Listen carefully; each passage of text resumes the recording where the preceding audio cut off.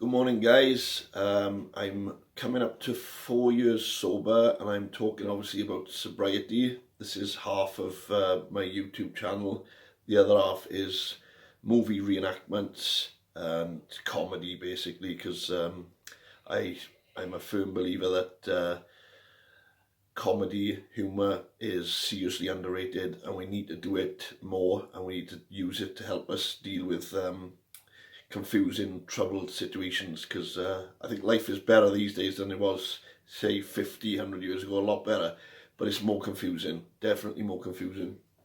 Since the last time I spoke to you, I've had some good positive news about, I found out like 3 or 4 different people who I didn't realise, who were a lot younger than me, some of them, have given up the booze. They come up to 6 months sober, a year sober, 18 months sober, for their own reasons. People my own age, girls as well have been telling me, I remember when you used to drink a lot, Tom, I remember when I used to drink a lot, Tom, and I've stopped, knocked it on the head. And I find that really encouraging, because people in their 20s, their mid-20s, are saying, this, I know it's legal, but I've got access to information, and just because the government have told me this drug's the one that's all right to do, doesn't mean it's the good one. As Jordan Peterson always says, as a society, we picked the worst possible drug to make socially acceptable. And he's right, we did. Because it's roughly 8,000 people a year die from alcohol abuse, alcohol-related deaths, whether that be organ failure, suicide while you're drunk, car crash, God forbid, when you're drunk.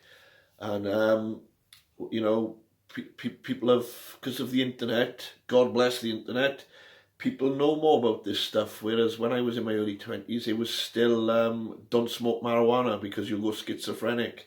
If you snort cocaine, you're a bloody junkie now. If I've never done heroin, but the film Trainspotting scared the living crap out of me, I'm not going to lie. And I'm glad I've never been near that stuff. And coming from a man who's teetotal, who has, if you want, I have no drug bias, I think alcohol is the most destructive drug on the planet. You're entitled to disagree with me. If you still drink, you probably will disagree with me, because I would have 5 or 6 years ago. And I was talking to a friend yesterday, and we were talking about how you can't put into black and white what an alcoholic is and what an alcoholic isn't. Sometimes it's down to personal opinion. If I lived in the United States, they would just class me as alcoholic, because I couldn't go for 1 pint. I couldn't go for 1 glass of wine. No matter what time of day it was, I'd just get absolutely obliterated drunk if I had 1 glass of wine or lager. I went to my grandpa's funeral, and after the funeral, I was pallbearer, after the funeral, I went for a can of Coke. Halfway through my can of Coke, someone persuaded me to have a pint, because there was family I hadn't seen for years. Fast forward 12 hours later, I had woke up in that pub so drunk, with my fly open, my belt open, I was sleeping on some function room chair because I'd sloped off to fall asleep. That's how drunk I got. So I went for the can of Coke, went for the 1 pint, ended up obliterated. That happened hundreds and hundreds of times throughout my life. If you spoke to someone from the United States, they'd say you're alcoholic because you just can't have one. If you spoke to someone from Britain, they'd say you're a binge drinker. Oh God, how many of us have done that? So it varies. It's like mental illness. You can't point your finger at someone and say, that person's mad, that person's normal. Because to someone else, that person would say, no, they're normal.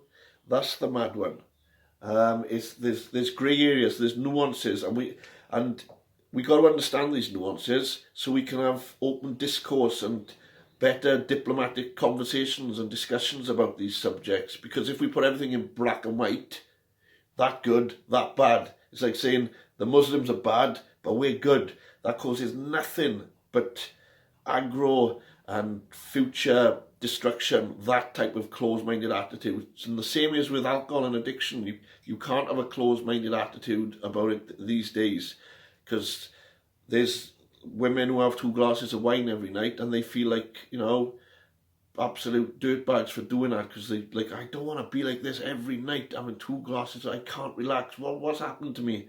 I got kids, and I don't want them to see me having these 2 glasses of wine every night. And but on the other hand, even I would say, you have 2 glasses of wine every night. You work, you bring up your kids, you just chill, man. Have your 2 glasses of wine. But everyone is different. There's 7 billion people on the planet. We're all unique, and we all got our own different, weird, strange, complex ways about us. And we shouldn't beat ourselves up about it. We're messy, complex creatures. We shouldn't beat ourselves up about it. With the clarity of being sober for coming up to 4 years, I've noticed a lot of things. I'm a very perceptive person anyway. That's one of my gifts. No talent when it comes to sports. Don't ask me to play football or rugby with them. I'm useless. But I'm a very perceptive person. That's how I do funny impressions, etc. It just goes in and stays in very quick. That's my gift and curse, if you like. I've noticed people who say horrible things about people unprovoked, and they gossip about people unprovoked. I truly believe, and it's true, that when they go home, they look in the mirror and they don't like that person looking back. It's not the person they're gossiping about. It's not the person they're throwing dirt on. It's the person they see in the mirror that they don't like. Because I've had more clarity and time to notice these things. If someone comes up to me in the gym and just insults me about my acting, saying, that's not going anywhere, I get offended at first, a little bit, but then I have a think, I think, well, perhaps they've been in the same job for 15 years, they're unhappy, but they don't want to risk taking a chance on their dream. They might want to play the electric guitar, but they just don't want to risk it, and they'd like taking it out on me a bit. They see something in me they wish they could have, because I'm just going for it now. And I haven't done an impression yet, so do you want to hear Christopher Walken's take on going sober? Guys, let me tell you about sobriety. Sobriety is telling alcohol, hey, booze, you demon, devil drug, me and you, we're done. Don't you darken my door again, ever. That's Christopher Walken doing that. Brilliant. And yeah, I just like to say, round up by saying, some of my family members have turned their back on alcohol as well, younger than me, older than me, and we're just getting on so much better. It's been brilliant, and there's a lot more positives to life than negatives.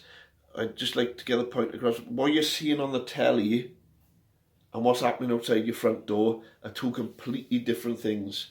So please turn off the news, turn off your telly, go for a walk, smile and say hello to the first 3 people you come across. Your day will go a lot better, I promise. The universe helps people who are being kind. And also in my sobriety, I've noticed if I help someone and expect nothing in return, it's far more rewarding than if I help someone and I want that favour back somewhere down the line. Or if I'm just constantly, I'm in a rut and I'm always asking someone else for their help with no way of returning the favour somewhere down the line. It just feels better for the soul. So have a lovely day, and enjoy the rest of your summer. Hopefully the weather's not very good today. Hopefully it'll pick up, and I'll talk to you guys again soon. Let me know if you think this one's a little less clunky than the last sobriety video I did, because obviously the aim is to get a little bit better and communicate a little bit better every time.